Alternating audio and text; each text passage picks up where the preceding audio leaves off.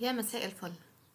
هو ال AI هيقعدنا في البيت ولا هيخلينا سوبر تستر؟ النهاردة هوريكوا ازاي تخلي جات جي بي تي يشتغل معاك، وازاي هنخليه يكتب لنا تيست كيسز ويصيغ لينا بجربر، وحتى ان هو ممكن يشرح لنا المصطلحات الصعبة. بص معايا. طبعا انا عندي صفحة الساين. تمام. تمام. انا بقى هخلي شات جي بي تي يساعدني ان انا اكتب لها تيست كيسز، كمان يكتب لي البوزيتيف تيست كيسز والنيجاتيف، كل ده في جدول. عشان الوقت برضو انا مجهزة الاوامر عشان نعرفه كل حاجة. اوكي، يلا. تمام.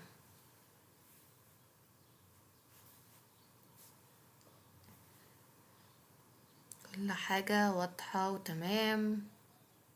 كمان النيجاتيف جدول لوحدها. مية مية والله. طيب،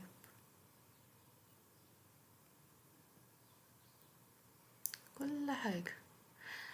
هل معنى كده ان انا هعتمد على شات جي بي تي 100%، وكل الكلام اللي طلعه ده انا بس هاخده واروح ارصه في جدول؟ طبعا لا. هل شات جي بي تي كل كلامه صح 100%؟ لا. هل اللي قاله ده مناسب معايا في الموقع اللي انا شغالة عليه؟ ممكن وممكن لا.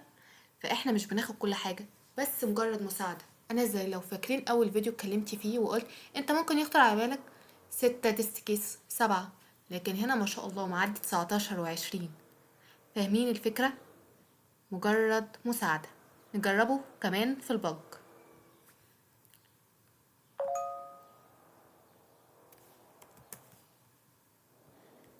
يا سلام، احنا شفنا مع بعض الفيديو اللي فات واحنا بنكتب بنفسنا جيرة. خلينا نشوف جات جي بي هيعمل ايه.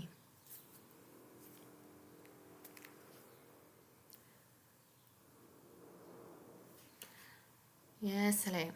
ستيبس مية مية.